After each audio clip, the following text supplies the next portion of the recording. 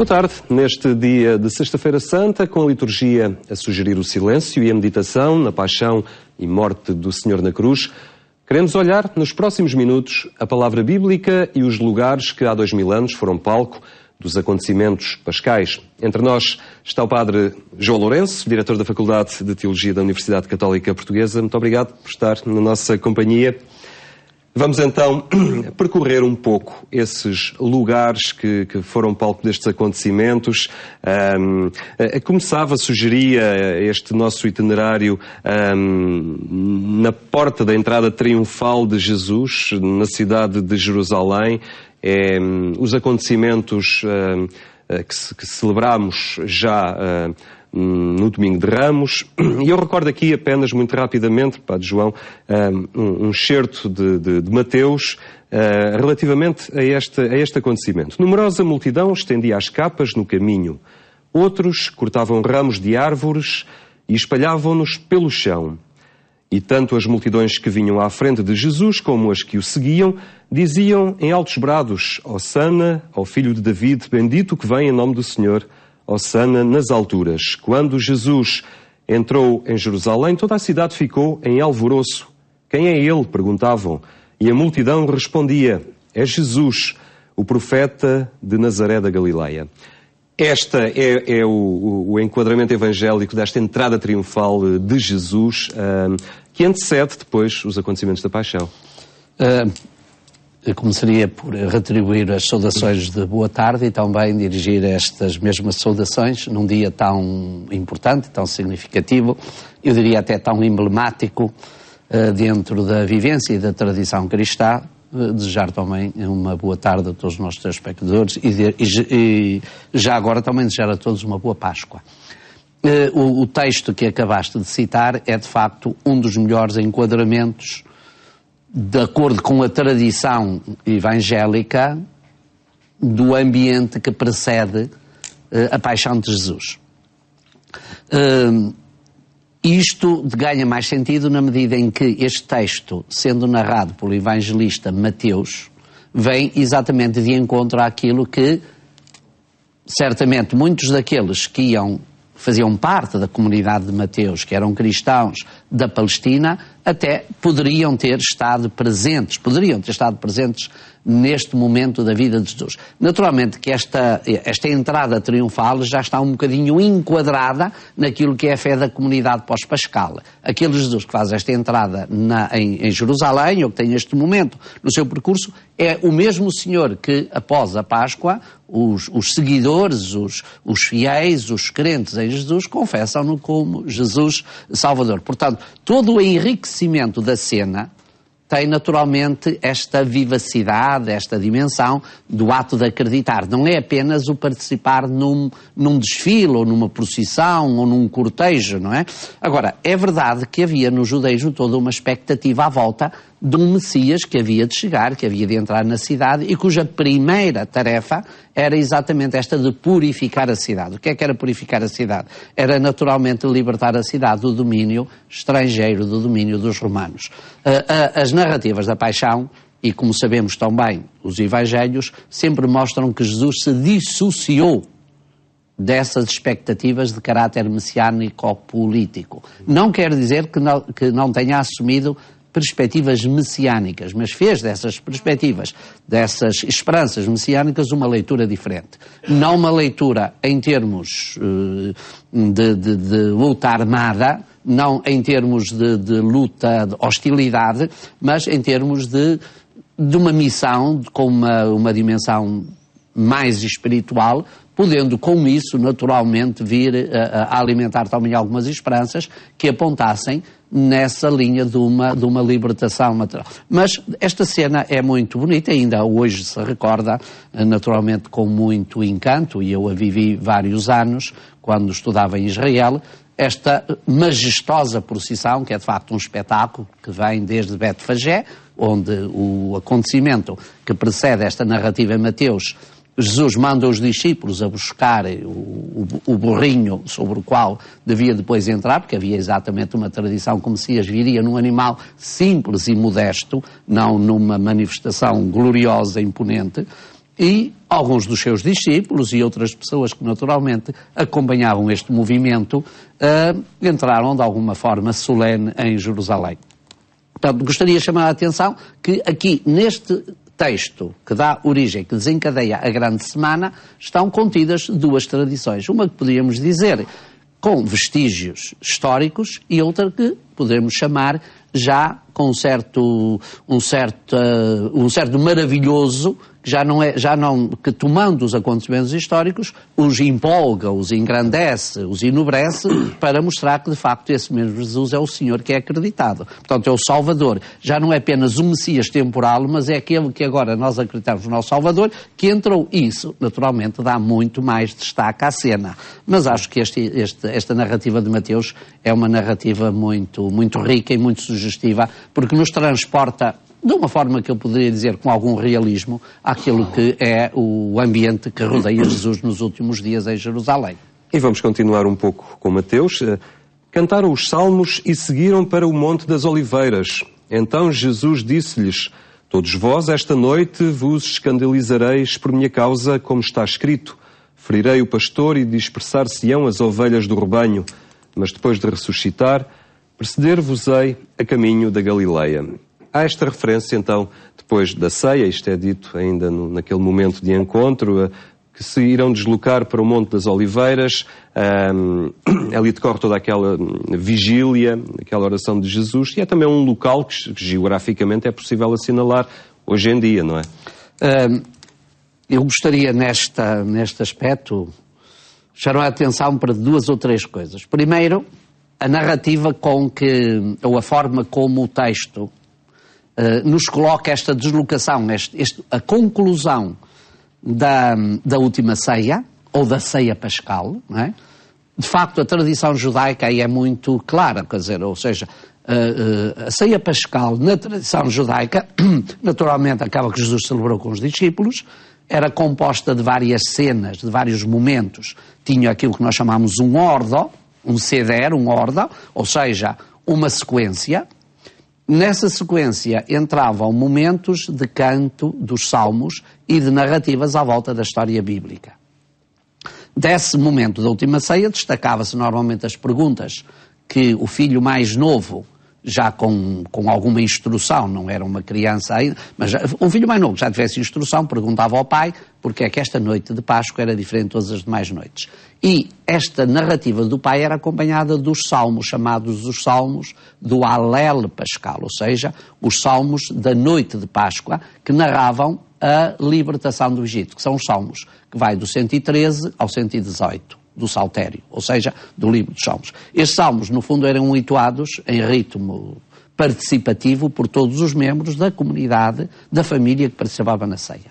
Depois havia um conjunto de cerimónias, um conjunto de ritos, e no final da ceia, para encerrar, rezava-se então o Salmo 136, chamado Grande Alel.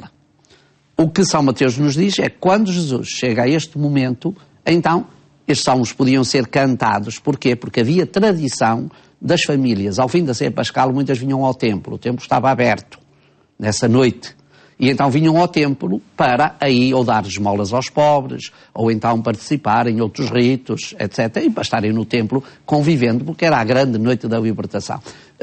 Não sei se Jesus, nenhum de nós sabe, se Jesus explicou aos discípulos para onde se dirigia. A verdade é que, ao fim da ceia pascal, Jesus, juntamente com os discípulos, sai lá do chamado hoje Monte Sião, onde ficaria o Calvário, onde decorreu a ceia pascal, mais tarde classificado, isto é dito como cenáculo, e daí dirige-se para a parte baixa da cidade, a parte mais baixa, por um caminho, por uma estrada composta por alguns degraus, algumas escadas, naturalmente, que era descida, onde podia ir ou para o templo, ou seguir um bocadinho em frente, cruzar o Vale do Cedron, que separava a cidade do Monte das Oliveiras, e entrar aí. A tradição diz-nos, e é de crer que historicamente seja, neste Monte das Oliveiras havia famílias galileias, famílias oriundas da Galileia, que não gostavam de viver na cidade de Jerusalém, porque a cidade de Jerusalém tinha todo códigos de comportamento que a tradição galileia era muito mais livre, muito mais, menos ritualista, menos fixista. E então que alguns autores pensam que, efetivamente, famílias galileias, ou alguém galileu, ou alguém amigo de Jesus, emprestou-lhe a zona do lagar. Getsemane significa lagar de azeite. Portanto, a zona onde estavam naturalmente os apetrechos para ele ir passar a noite. Porquê? Normalmente diz-nos o texto que Jesus de dia estava no templo e à noite dirigia-se para Betânia. Só que estamos na véspera de um dia santo, de um dia sagrado. Um judeu bem comportado, um judeu ortodoxo, não pode dar mais que X passos. E nesses passos, nessa noite, ele não poderia dirigir-se para Betânia. Betânia era mais distante. Então, Jesus ficava no Monte das Oliveiras, onde deixa os seus discípulos e se sai daí para rezar, para o jardim. Como toda aquela zona era, de facto, havia o lagar, havia uma torrentezinha que passava ali de água, havia um jardim, e os discípulos ficaram naturalmente, os outros diriam a dar continuidade à digestão da ceia pascal, e ele se retirou para rezar, não é?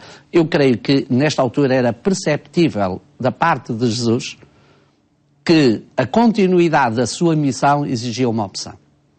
E essa opção, face ao desencadear das hostilidades por parte da tradição judaica, dos representantes do judaísmo oficial, ele teria naturalmente aqui de fazer uma opção.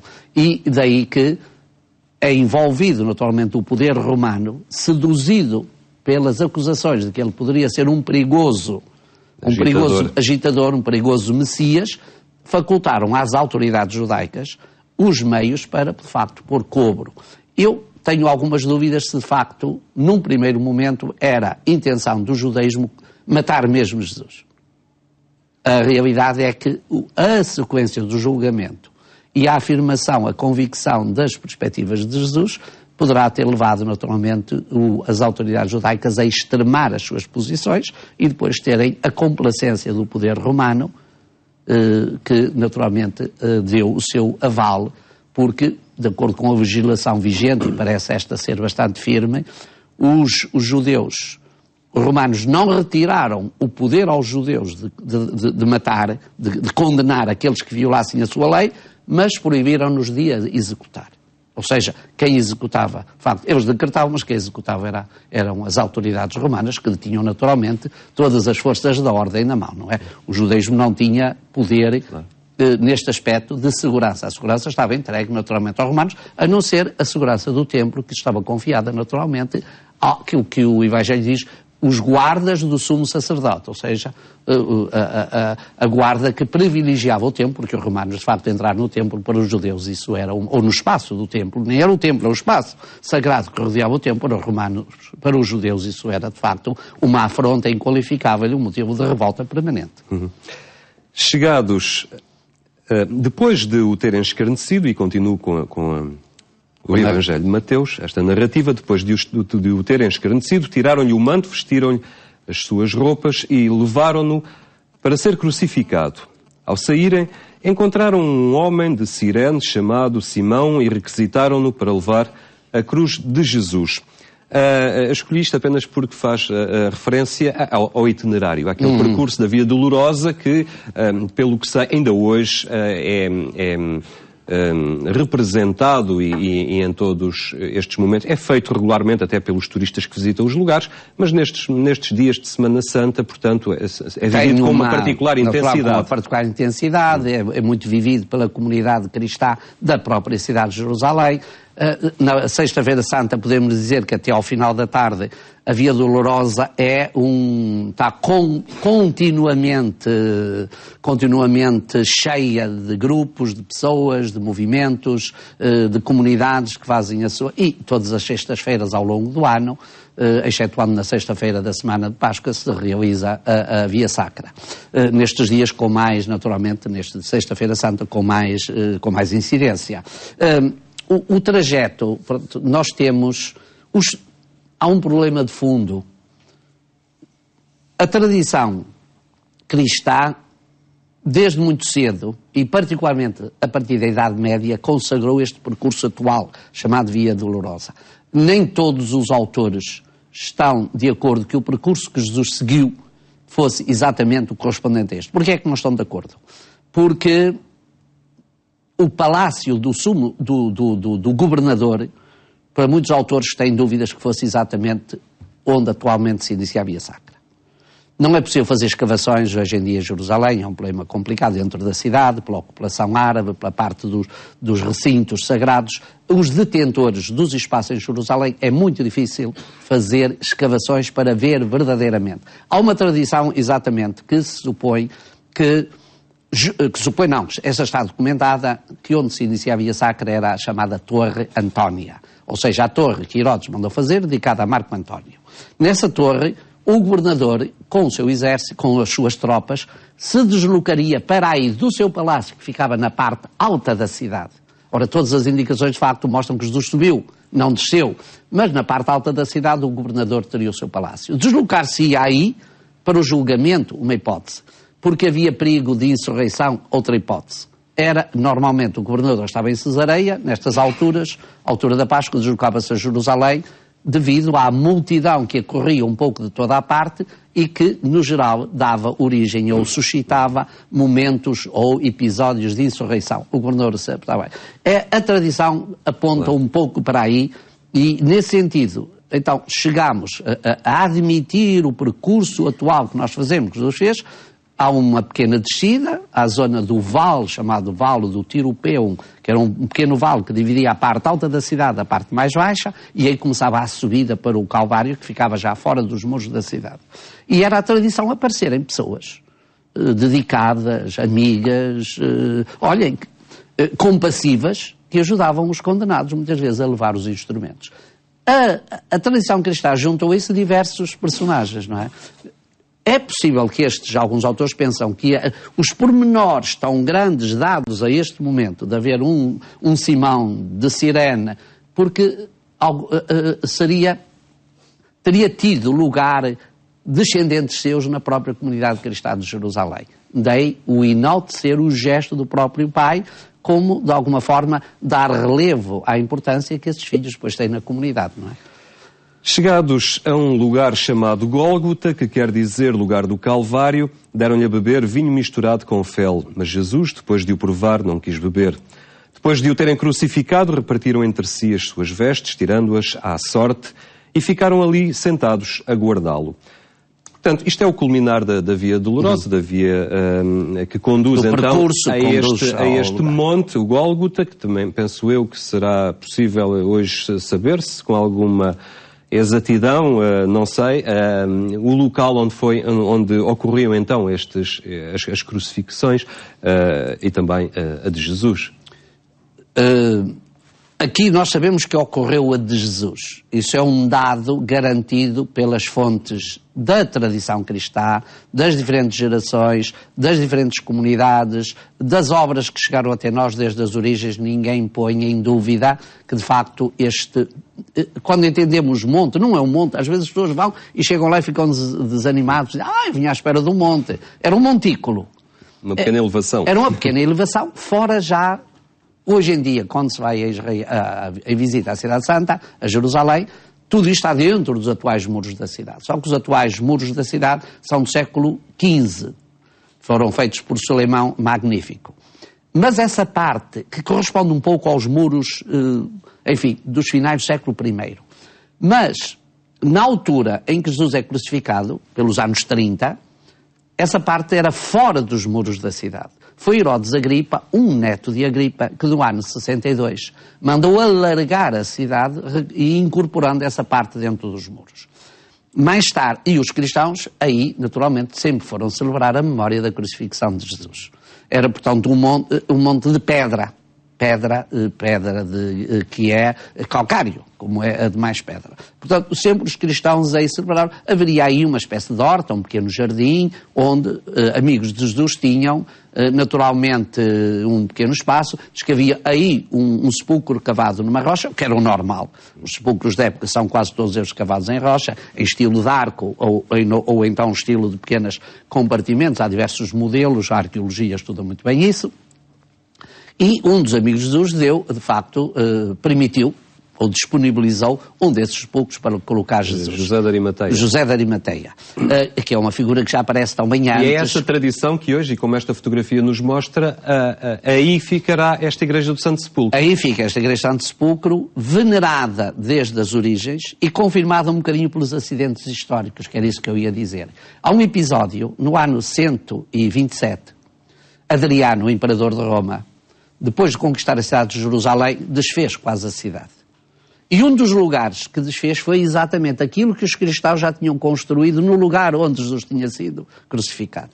E, para afastar os cristãos desse lugar, colocou aí uma estátua de Júpiter, ou, se quiserem, de Zeus.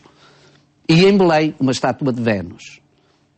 Não se apercebendo, como é normal, que ao fazer isso estava a dar um belíssimo contributo para as tradições cristãs, dizer, pois foi este lugar que destruiu, é este lugar que é mesmo o verdadeiro.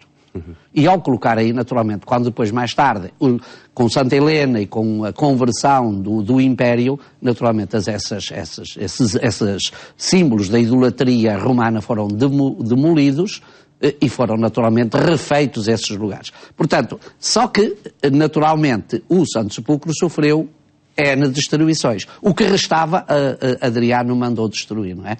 Hoje o que nós veneramos é exatamente a pedra que está guardada, mas onde estava edificado onde foi edificado o sepulcro, que era propriedade de José de Arimateia. É muito difícil dizer se aquela pedra que hoje, quando se visita o Santo Sepulcro está, não é certamente a pedra que teve o corpo de Jesus. Como sabemos, nestes sepulcros, o corpo era colocado sobre uma pedra e depois havia uma espécie de pedra de moinho que rodava a entrada e essa era selada ao fim do 4º dia. Não é? Ao fim do 3º dia, no 4º dia, já não se podia visitar o morto. Havia uma tradição judaica ainda que o morto, durante os 3 primeiros dias, ainda estava em estado de poder ser reanimado. As nossas tradições de dizer que os mortos têm de estar tanto tempo, então é o acolhimento. Ao fim, ainda havia uma espécie de presença da alma, do espírito vivente à volta do morto. É esse também o cenário que leva as mulheres a dizer, é já a última vez que lá podemos ir porque a pedra vai ser selada, porque o corpo começava a decompor-se. E a ressurreição no exatamente dia. Isso, a ressurreição ao 3º dia. Portanto, temos este cenário. Claro que as pedras atuais foram sendo postas para guardar o que resta de vestígios do passado, não é?